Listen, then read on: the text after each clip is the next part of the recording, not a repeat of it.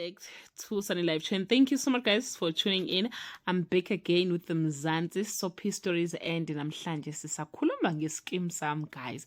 Siloko siya trend iskim sam sihamba nale storyline ke sika Mapitsi uThibos kanye ke no DJ Thomas. Vele ke guys kuphelile ke between uMapitsi kanye ke no DJ Thomas njoba na izolo ethola impamishisa nje from the fiance.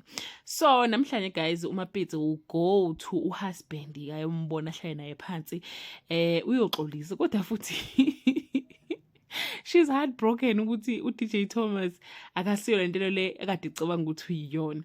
So mayifika ke lapha na kuzoxolisa uyamtshela ukuthi uyaxolisa nje ngakho konke akwenzile. So ke guys ke uThibos ufuna amaqiniso ke. I'm not sure ukuthi uzomxolela yini, but ufuna nje amaqiniso ukuthi amtshele ukuthi ke lezi izinto ayikade eyisola njenge bracelet la ayikade eyifakile ukuthi uyathenga ubani kahle kahle. So athi yathenga uDJ Thomas, athi Mapitsi yebo. Athi okay, usisibhetha, tell me about sisibhetha. Sisibhetha beyazi indaba yakho no DJ Thomas. Athi yes, why found out leyo ndaba leyo. Yo wavele wakwada kakhulu we guys. Nango kuMapitsi seyimosha ke wayithi ngonyana ukisixela samafelelo. Useyimosha uzotshela ke uThibos uthi yazi Thibos uthi DJ Thomas engage uzoshada, like ulobolile uqedile ungenza isilima ungimoshela umshado wami kodwa yena uzoshada. Yo abantu ma comment they were like hayibo le ntombazane ngathi iyahlanya ngempela. Why would she tell umnyeni wakhe lezo ndaba lezo uzothula inhliziyo yakhe ukuba heartbroken ngoba naku DJ Thomas ezoshada? If bekangazoshada kusho ukuthi vele yena bese phumile ke lapha na ke ku Thibos. Ha guys, she was not supposed to say that.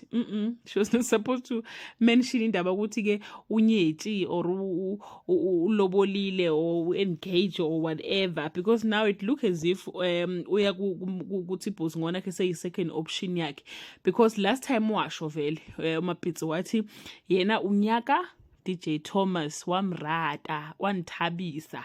So kuyamrata DJ Thomas na. So biyano ubuyela ku husband because naku uDJ Thomas ke unyetsi or engaged. Yo hayi abantu abamthuki kanje, abanye bathi mangase nje uThibos axolele uMapitsi bona bazostop ukuwasha iskim sami njani ke guys. But ke guys I feel sorry for the kids, so I just wish they can, balungisa izinto as much as bengabaphinde bathembane, but nje balungisa izinto impilo iqhubeke bakhulisa izingane ndawonye, cause wow. And I don't think uMapitsi uyiphinda lento ngelinye ilanga guys. I think bekuqabe kokugcina ngoba shem hey ufunde kabuhlungu uphoxekile kakhulu, but manje ngazi ukuthi utshela a friend ukuthi i-boyfriend yakhe imphula inhliziyo mesetshela uThibos ukuthi cabanga uzongimoshela umshado wami linyalo lakhe. Guys, let's bring us to the end of this video. To leave your comment below and share your opinion. Bye.